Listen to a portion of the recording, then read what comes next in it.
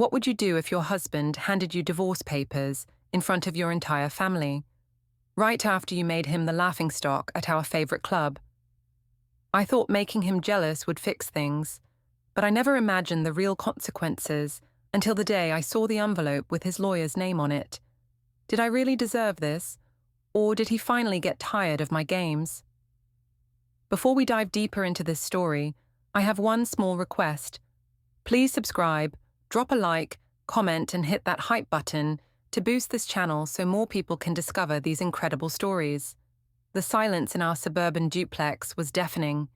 Ethan sat at the kitchen table, scrolling through work emails on his laptop, while our 7-year-old daughter Lila colored quietly in the living room. Another typical Tuesday evening where my husband acted like I was invisible furniture. I stood at the sink, washing the same plate for the third time, watching his reflection in the window. When was the last time he looked at me, really looked at me like he used to?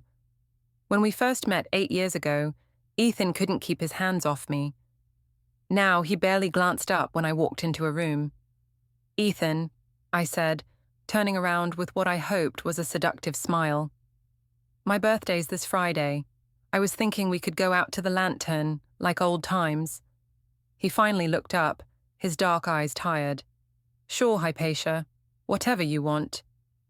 Whatever I want, not, "I'd love to dance with my beautiful wife," or "let's celebrate properly."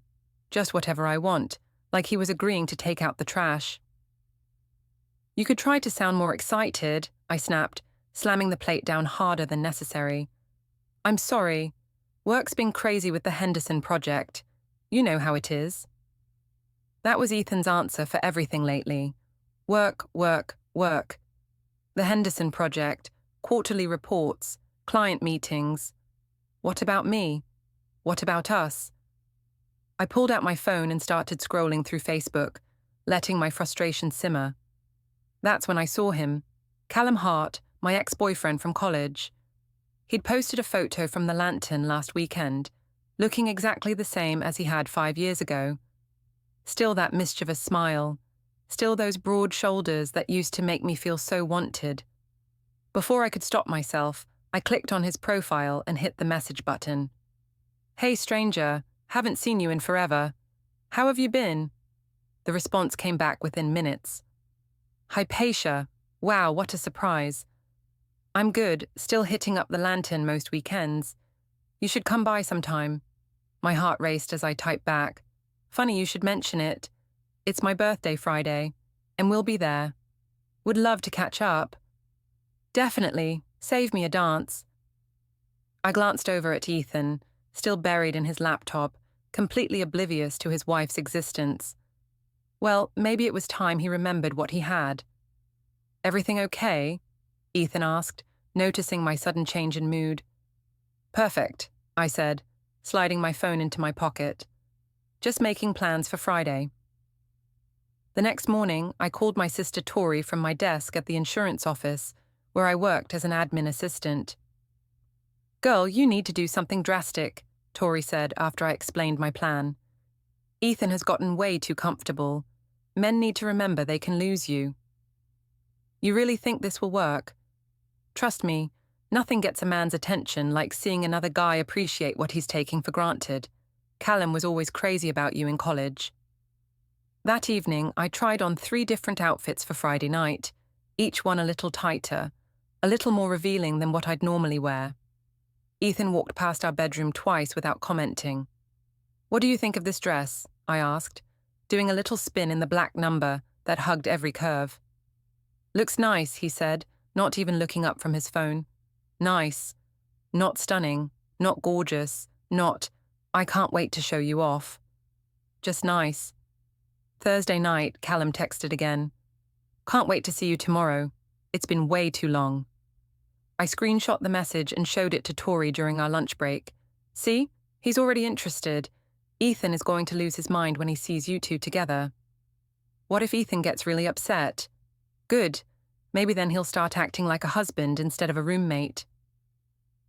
That evening, Ethan's mother Evelyn called. She always had an uncanny ability to sense when something was wrong in our marriage. "How are things, dear?" she asked in that careful way that meant she already knew the answer. "Fine," I lied, watching Ethan help Lila with her homework at the kitchen table. "We're going out tomorrow for my birthday." "That's wonderful. You two need more time together." If only she knew what I had planned. Friday morning arrived with butterflies dancing in my stomach. I spent an hour getting ready for work, perfecting my makeup and hair for the evening ahead.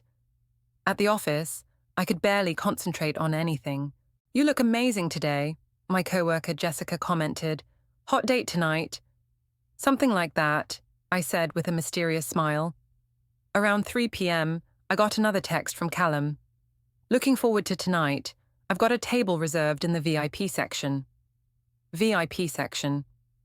When was the last time Ethan had made that kind of effort for me? I left work early to get my hair done at the salon, then spent 2 hours at home getting ready. The black dress fit perfectly, and I'd chosen heels that made my legs look incredible. When I walked downstairs, even Lila noticed. "Mommy, you look like a princess." "Thank you, sweetheart. At least someone in this family appreciated me." Ethan emerged from our bedroom in his usual khakis and button-down shirt, the same outfit he'd worn to every social event for the past 3 years. "You look beautiful," he said, and for a moment, I saw a flicker of the old Ethan in his eyes. "Thank you," I replied coolly. "Too little, too late." We dropped Lila off at Ethan's mother's house. Evelyn took one look at my outfit and raised an eyebrow, but she didn't say anything. She just hugged Ethan a little tighter than usual. The drive to the Lantern was quiet except for the radio. Ethan tried to make conversation about work, but I was focused on the evening ahead. My phone buzzed with a text from Callum. "Just got here. You're going to love what I'm wearing." I quickly deleted the message before Ethan could see it, but he glanced over anyway. "Everything okay?" "Just Tori asking what time we'll be there," I lied smoothly. As we pulled into the Lantern's parking lot, I took a deep breath. Tonight was going to change everything. Ethan was finally going to see what he'd been taking for granted, and our marriage would be stronger for it. At least, that's what I told myself as we walked toward the entrance, my heels clicking against the pavement like a countdown to something I couldn't take back. The Lantern was packed for a Friday night, the bass thumping through the floor as we made our way through the crowd. The club looked exactly the same as it had when Ethan and I used to come here regularly during our first year of marriage. Dim lighting, crowded dance floor, and that VIP section overlooking everything like a stage. "There's Tori," I said, spotting my sister's blonde hair near the bar. She was wearing a red dress that was even more revealing than mine, surrounded by her usual group of single friends. "Hypatia," she squealed, rushing over to hug me. "You look absolutely incredible. Ethan, doesn't your wife look stunning?" "She does," Ethan said, but his attention was already drifting to the basketball game playing on the TV above the bar. Tori caught my eye and rolled hers. This was exactly what we'd talked about, Ethan treating me like an afterthought, even on my own birthday. "Let's get some drinks," Tori suggested, linking her arm through mine. "The birthday girl needs champagne." As we waited at the bar, I scanned the crowd for Callum. It didn't take long to spot him in the VIP section, just like he'd promised. He was wearing a fitted black shirt that showed off his gym-toned physique, his dark hair styled perfectly. When our eyes met across the room, he smiled and raised his glass in my direction. My stomach fluttered the way it used to in college when he'd look at me like that. "Is that Callum Hart?" Tori asked, following my gaze. "Oh my God, he looks even better than he did in college. No wonder you had such a hard time getting over him." "I got over him just fine," I protested, but I couldn't stop looking in his direction. Ethan appeared beside us, having ordered a beer. "The game's tied up. Mind if I watch for a few minutes?" "It's my birthday, Ethan," I said, trying to keep the irritation out of my voice. "We came here to dance, remember?" "Right, sorry." He turned away from the TV reluctantly. "Want to find a table?" "Actually, I see some old friends I want to say hi to," I said, nodding toward the VIP section. "Why don't you get us a table and I'll be right back?" Before Ethan could respond, I was already walking away, my heart pounding with each step toward Callum's table. Behind me, I could hear Tori making excuses to Ethan about how I just wanted to catch up with some college friends. "Hypatia," Callum said, standing as I approached. "Wow, you look absolutely incredible." The way he said it, the way his eyes traveled over my dress, it was everything I'd been craving from Ethan. When was the last time my husband had looked at me like I was the most beautiful woman in the room? "You don't look so bad yourself," I said, accepting his hug. He smelled like expensive cologne and possibility. "Happy birthday, beautiful. Can I buy you a drink?" "I'd love that." As Callum ordered champagne, I glanced back toward our table. Ethan was sitting with Tori, his eyes glued to the basketball game again. He hadn't even noticed I was gone. "So how's married life treating you?" Callum asked, handing me a glass of champagne. "It's complicated," I said, taking a sip. The bubbles went straight to my head. "How about you? Ever settle down?" "Nah, still playing the field. Haven't found anyone who could compare to you." The compliment sent warmth spreading through my chest. When was the last time Ethan had said anything remotely romantic to me? "Dance with me," Callum said, extending his hand as a slow song began to play. I hesitated for just a moment, glancing back at Ethan. He was laughing at something Tori had said, still not paying attention to me.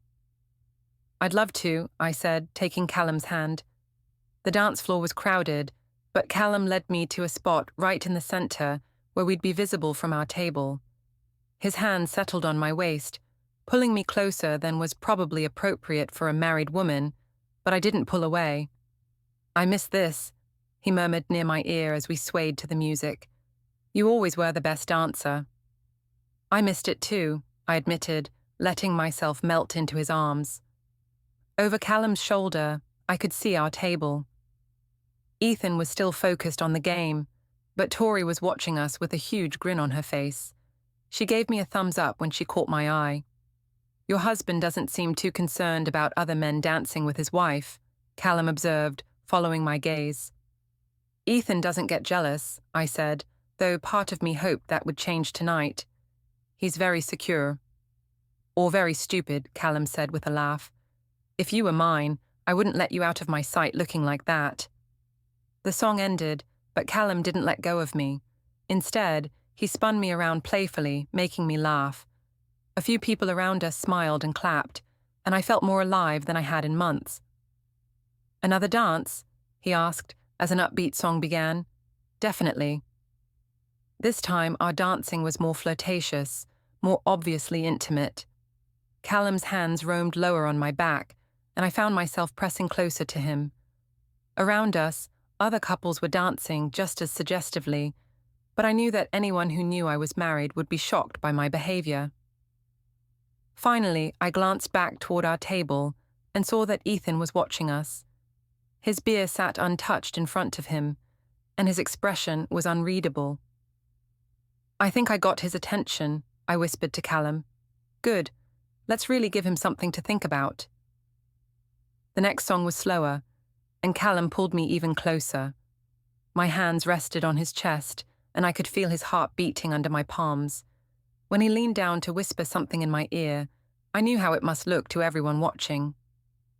"You're playing with fire, Hypatia," he said softly.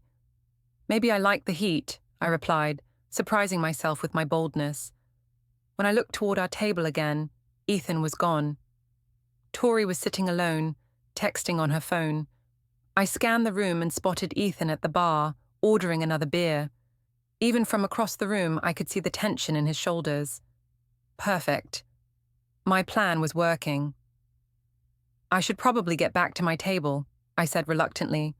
"One more dance," Callum pleaded, "for old time's sake." I knew I should say no, but the champagne and the attention were intoxicating. "Okay, one more." This time, Callum was even bolder, his hand sliding down to rest just above my hips as we moved together. I could feel people watching us, could sense the whispers and stares. But I didn't care.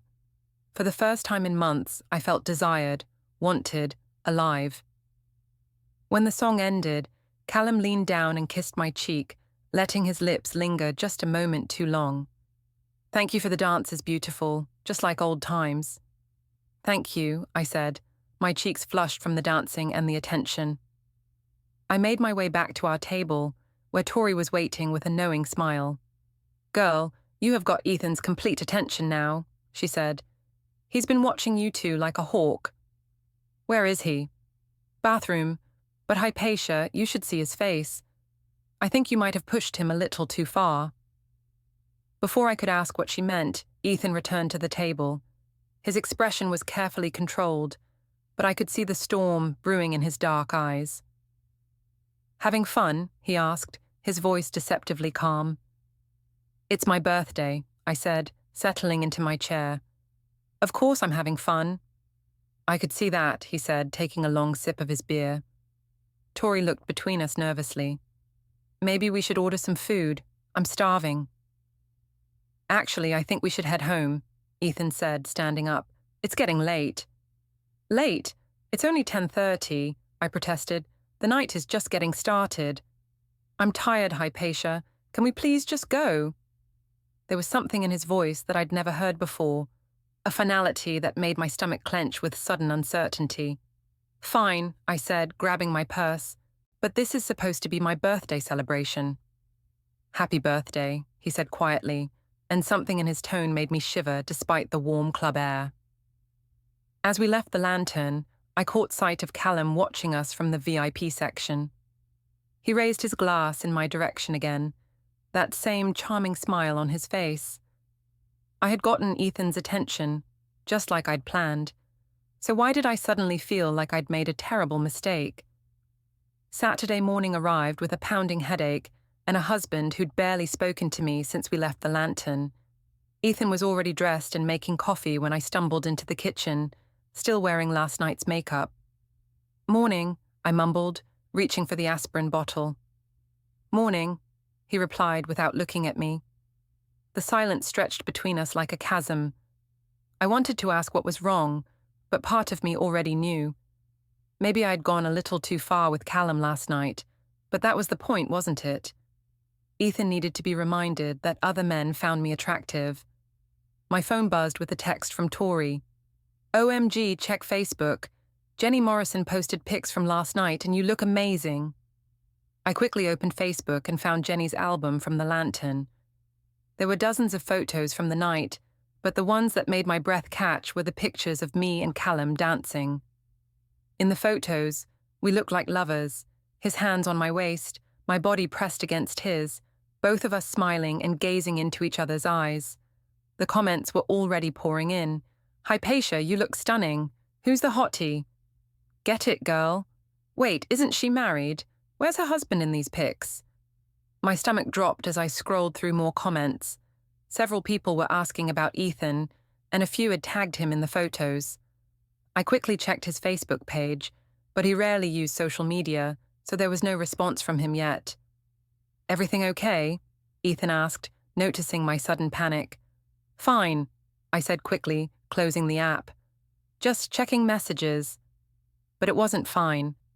By the time I got to work Monday morning, the photos had been shared across multiple social media platforms. My coworker Jessica was waiting at my desk with a huge grin. "Girl, you were on fire Friday night. I saw the pictures. Who was that guy you were dancing with?" "Just an old friend from college," I said, trying to sound casual. "Just a friend." "Honey, the way he was looking at you. If I didn't know you were married, I'd think you two were together." Throughout the morning, more coworkers stopped by my desk to comment on the photos. Most of them were complimentary, but I could sense the underlying gossip. By lunch, the whispers had started. "Did you see those pictures of Hypatia from Friday night? That wasn't her husband she was dancing with. I heard they're having problems at home." I tried to ignore it, but when I went to the break room for coffee, the conversation stopped abruptly when I walked in. 3 of my coworkers were huddled around someone's phone, clearly looking at the photos. "Oh, hi, Hypatia," said Michelle from accounting, looking guilty. "We were just, looking at pictures from my birthday," I finished for her. "It's fine." I had a great time. But it wasn't fine. I could feel their judgment, their speculation about my marriage and my behavior. When I returned to my desk, I found a group text from Tori and her friends. Tori, Hypatia was getting down on Friday night. Sarah, who was that gorgeous man? He couldn't keep his hands off her. Lisa, lucky girl. Her husband better step up his game. Tori, right. Ethan just sat there like a bump on a log while other men appreciated his wife. I screenshot the conversation and almost sent it to Ethan, wanting him to see that other people noticed his neglect too. But something held me back. That evening, Ethan was quiet during dinner. Lila chatted about her day at school while he helped her with her homework, but he barely acknowledged me. Finally, after Lila went to bed, I confronted him. You've been giving me the silent treatment all weekend. What's your problem? Ethan looked up from his laptop with an expression I'd never seen before. Disappointment mixed with something that looked almost like disgust. My problem? Hypatia, do you have any idea how embarrassing Friday night was for me? Embarrassing? I was having fun on my birthday. Remember fun? That thing married couples used to do together. You were practically making out with your ex-boyfriend in front of everyone we know, he said, his voice rising slightly. Jenny Morrison tagged me in those photos. My co-workers have seen them. My mother called asking what was going on. We were just dancing, I protested, though the photos did look pretty intimate. You're being ridiculous. Am I? Because half the comments on those pictures are people asking where your husband was and speculating about our marriage. Maybe if you'd paid attention to me instead of watching basketball, there wouldn't be anything to speculate about, I shot back. When was the last time you looked at me the way Callum did Friday night? Ethan stared at me for a long moment. So this was intentional. You planned this to hurt me. I planned to remind you that you have a wife who other men find attractive. If that hurt you, good. Maybe now you'll start acting like a husband instead of a roommate. Jesus, Hypatia. Ethan closed his laptop and rubbed his face with his hands. Do you hear yourself? You humiliated both of us in public to make a point.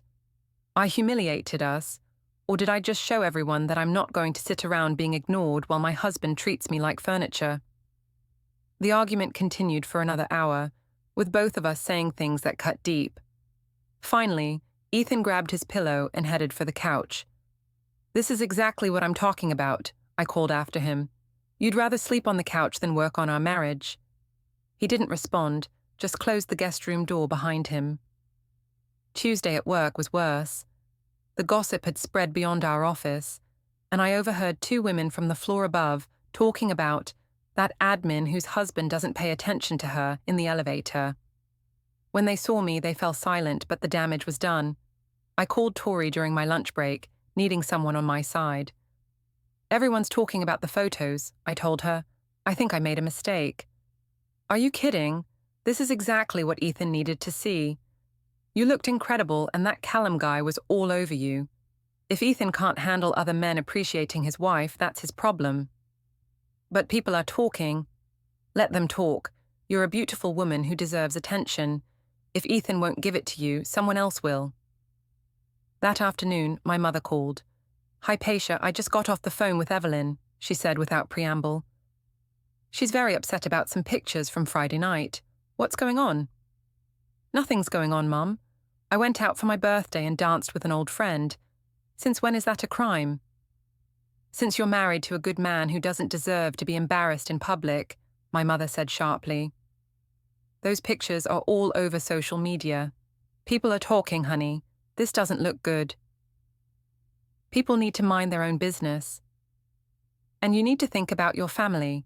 You have a daughter, Hypatia. What happens when she's old enough to see these pictures? That night, Ethan didn't come home until after 9. When I asked where he'd been, he said he'd gone to dinner with his mother. Let me guess, she had plenty to say about Friday night, I said sarcastically. She's worried about us. About Lila. Lila is fine, she doesn't even know what happened. She knows something's wrong. Kids aren't stupid, Hypatia.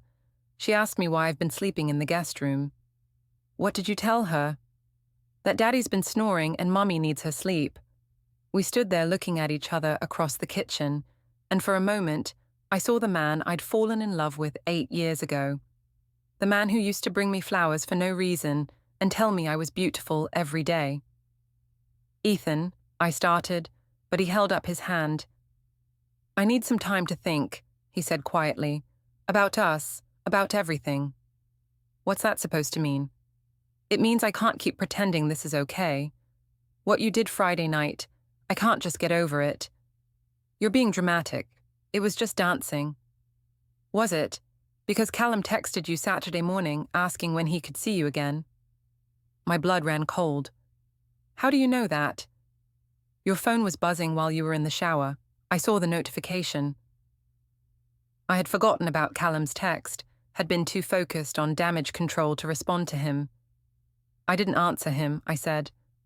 "But you didn't delete his number either." Ethan was right, and we both knew it. I stood there, caught between my anger at his neglect and my growing realization that I might have pushed things too far. "I'm going to bed," Ethan said finally. "We'll talk more tomorrow." But as I watched him walk toward the guest room, I had the sinking feeling that tomorrow might be too late to fix what I'd broken. The next few days passed in a blur of tension and whispered conversations. Ethan continued sleeping in the guest room, claiming he didn't want to disturb me with his tossing and turning, but we both knew the real reason. The space between us felt like an ocean, growing wider with each passing hour. Wednesday evening, I was loading the dishwasher when I heard Ethan on the phone in his study. His voice was too low for me to make out the words, but something about his tone made me pause. He sounded serious, businesslike, not like he was talking to a friend or coworker. When he emerged 20 minutes later, his expression was carefully neutral. "Who is that?" I asked, trying to sound casual. "Work stuff," he said, but he wouldn't meet my eyes. Thursday morning, I woke up to find Ethan already gone. He'd left a note saying he had an early meeting, but when I called his office around 10, his secretary said he wouldn't be in until after lunch. That afternoon, Lila came home from school unusually quiet.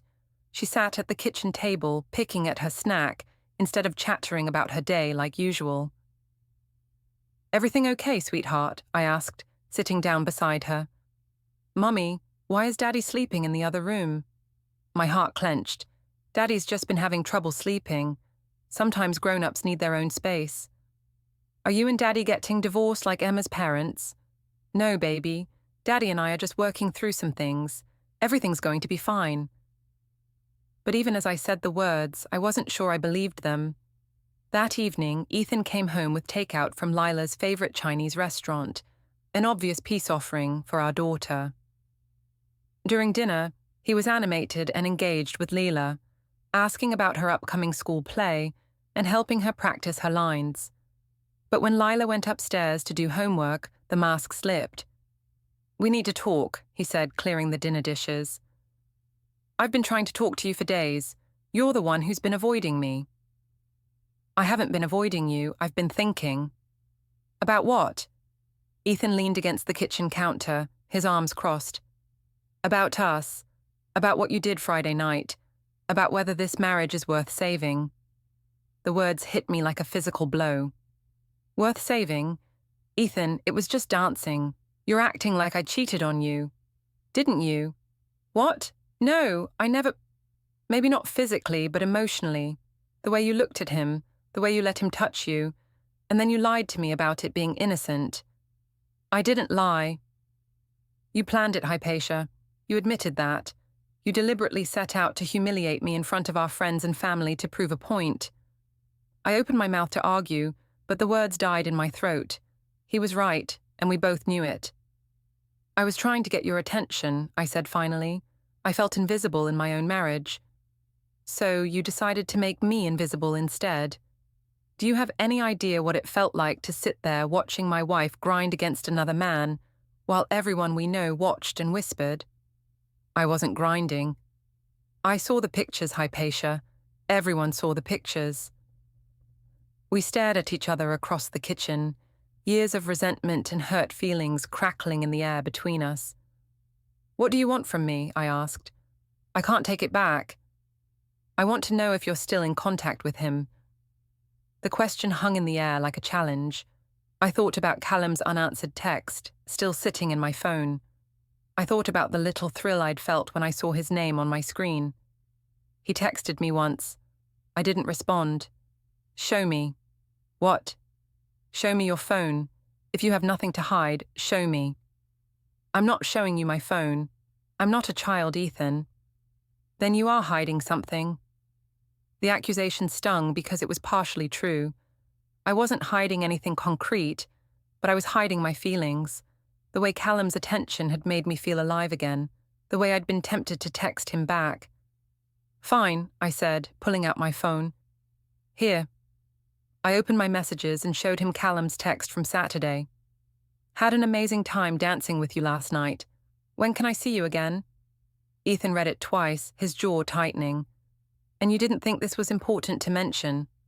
I told you I didn't respond. That's not the same thing as not being tempted to respond. He was right again, and I hated him for it. Delete his number, Ethan said. Excuse me? Delete his number. Block him on social media. If you want to save this marriage, cut all contact with him. You can't tell me who I can and can't be friends with. Friends? Ethan laughed bitterly. Is that what you call it when a man asks a married woman when he can see her again, after she spent the evening pressed up against him on a dance floor? You're being controlling. I'm being a husband who's tired of being disrespected in his own marriage. The word disrespected hit me like a slap. I never disrespected you. Really? Because making me the laughingstock of our social circle feels pretty disrespectful to me. We were interrupted by Lila calling from upstairs that she needed help with her math homework. Ethan immediately headed toward the stairs, but I caught his arm. This conversation isn't over, I said. Yes, it is, he replied, gently pulling away from me. I'm done talking in circles, Hypatia. Either you want to fix this marriage or you don't. But I won't keep begging you to choose me over the attention of other men. After he went upstairs, I sat alone in the kitchen, staring at my phone. Callum's message was still there, still unanswered. With shaking fingers, I started to type a response. Sorry for the delay. It was great seeing you too. But I couldn't finish it. Despite everything, despite my anger at Ethan's ultimatum, I couldn't bring myself to cross that line. Instead, I deleted the message and put my phone away. Later that night, after Lila was asleep, I knocked softly on the guest room door. Ethan, can we please talk? I'm tired, Hypatia. Please, I deleted his number. There was a long pause before the door opened. Ethan stood there in his pajamas, looking older than his 36 years. Did you really? I nodded, showing him my phone again. Callum's contact was gone. Thank you, he said quietly. I'm sorry, I whispered. I never meant for things to go this far. I know, but they did go this far, and now we have to figure out how to move forward. Can we? Move forward, I mean. Ethan looked at me for a long moment, and I saw the same uncertainty in his eyes that I felt in my heart. I don't know, he said finally. I really don't know. He closed the door softly, leaving me standing alone in the hallway, wondering if I'd already lost the man I'd been trying so desperately to get back. Friday morning brought an unexpected visitor. I was getting ready for work when the doorbell rang, and I opened it to find Ethan's mother, Evelyn, standing on our porch with a grim expression and 2 cups of coffee. We need to talk, she said, pushing past me into the house. Good morning to you too, Evelyn, I said sarcastically, closing the door behind her. Don't take that tone with me, young lady. Not after the stunt you pulled last week. I followed her into the kitchen, where she set down the coffee cups and turned to face me with her arms crossed. At 62, Evelyn Crane was still an intimidating woman, tall, silver-haired, and sharp-tongued when provoked. I suppose Ethan told you his version of what happened, I said, accepting the coffee cup she offered. I didn't need Ethan to tell me anything. I saw the pictures, just like everyone else in this town. What were you thinking, Hypatia? I was thinking that maybe my husband would notice if other men found me attractive. By humiliating him in public. By making him look like a fool in front of his friends and co-workers. I didn't mean. You didn't mean to get caught, Evelyn interrupted. There's a difference. I sank into a kitchen chair, suddenly feeling exhausted. Ethan doesn't pay attention to me anymore. We're like strangers living in the same house. So you decided to fix that by flirting with your ex-boyfriend in front of half the town. It wasn't supposed to go that far. Evelyn sat down across from me, her expression softening slightly. Hypatia, I know marriage is hard. Believe me, I was married to Ethan's father for 38 years before he passed. There were times I wanted to shake him, times I felt invisible and unappreciated. Then you understand. I understand the feeling, but I don't understand your solution. You have a good man who works hard to provide for his family, who's never cheated on you, or raised a hand to you, or given you any real reason to doubt his love. He doesn't act like he loves me. Love isn't just flowers and romance, honey. It's showing up every day, paying the bills, helping with homework, being there when you need him. Ethan has been doing that for 8 years. But what about what I need? What about feeling desired and appreciated? Have you told him that? Have you actually sat down and explained how you feel without attacking him or trying to make him jealous? I opened my mouth to say yes, then closed it. Had I? Or had I just expected him to read my mind? I thought so, Evelyn said. Hypatia, Ethan is devastated. He's questioning everything about your marriage, wondering if you ever really loved him, or if you just settled. That's not true, I do love him. Then why is he talking to a divorce lawyer? The words hit me like a physical blow. He's what? He called me yesterday, crying. My 36-year-old son was crying on the phone because he thinks his wife doesn't want him anymore. I never said I didn't want him. You didn't have to say it. Your actions spoke loud enough. I stared at my coffee cup, trying to process what Evelyn had told me. Ethan was talking to a lawyer. My husband, my steady, reliable, boring husband, was actually considering divorce. What should I do? I whispered. Stop making excuses and start fighting for your marriage. But more importantly, figure out if that's what you really want. Because if you're just going to keep looking for excitement in other men's arms, do Ethan a favor and let him go now. After Evelyn left, I called in sick to work and spent the day thinking. I walked through our house, looking at the photos on the walls, our wedding day, Lila's birth, family vacations, birthday parties. In every picture, Ethan was smiling, his arm around me or Lila, looking genuinely happy. When had I stopped seeing that? When had I started taking his steady presence for granted? That evening, I suggested we go out to dinner as a family, just the 3 of us, somewhere quiet where we could talk. Ethan agreed, though he seemed wary. We went to Lila's favorite restaurant, a family-friendly place with decent food and a relaxed atmosphere. Lila chatted happily through dinner, oblivious to the tension between her parents. But when she went to the restroom, Ethan and I were left alone at the table. Your mother came to see me today, I said. Ethan's face tightened. I didn't ask her to do that. She told me you're talking to a lawyer. I'm exploring my options. Your options for what? Divorce? For protecting myself and Lila if this marriage doesn't work out. The casual way he said it made my chest ache. Is that what you want? A divorce? Ethan was quiet for a long moment, staring at his hands folded on the table. I want a wife who chooses me every day, not one who has to be reminded that I exist. I do choose you. Do you? Because from where I'm sitting, it looks like you chose Callum Hart last Friday night. It was just dancing, Ethan. It didn't mean anything. It meant something to me. It meant that my wife was willing to humiliate both of us to prove a point, instead of just talking to me about what was wrong. Lila returned to the table before I could respond, and we spent the rest of dinner making small talk for her benefit. But Ethan's words echoed in my head all the way home. That night, after Lila was in bed, I tried one more time to reach him. Ethan, please. Can't we work this out? Go to counseling or something? I've been thinking about counseling, he said, but I need to know you're committed to making this work, not just scared of the consequences of divorce. What's that supposed to mean? It means I need to know you want to be married to me, not just married in general. Because if you're just going through the motions to avoid disrupting Lila's life or dealing with the social stigma of divorce, that's not enough for me anymore. Of course I want to be married to you. Then prove it. How? Stop making excuses. Stop blaming me for your choices. Take responsibility for what you did, and show me that you're willing to do the work to rebuild the trust you broke. I wanted to argue, to defend myself, to point out all the ways he'd contributed to our problems.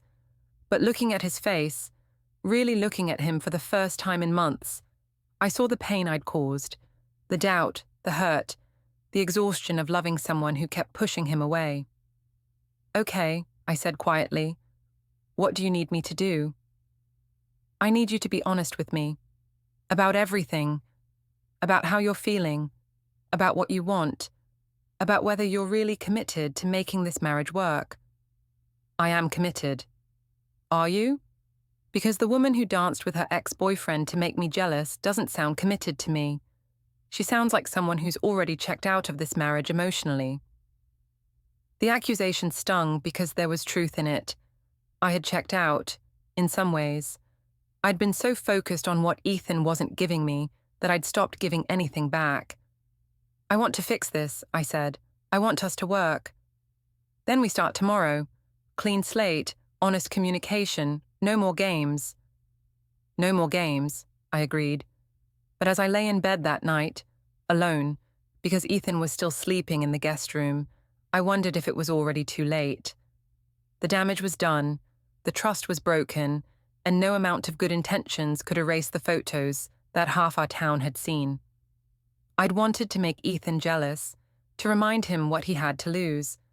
Instead, I'd reminded him that maybe he'd be better off without me. Saturday morning arrived with an unexpected calm.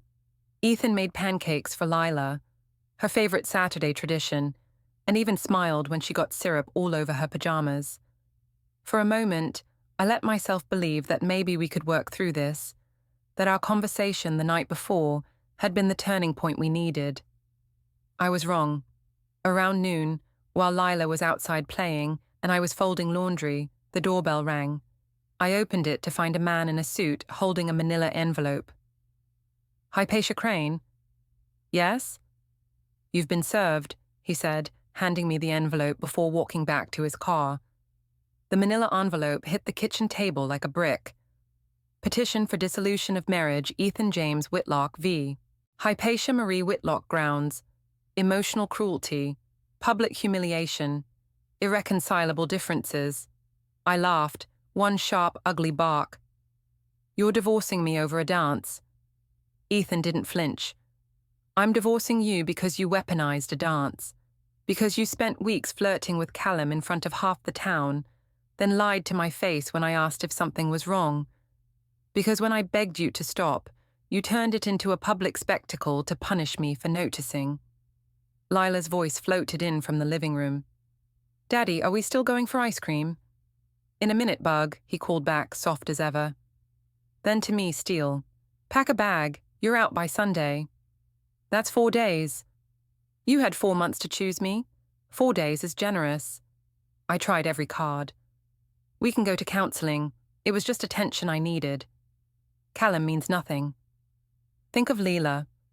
He let me run through the deck, then laid down his own hand.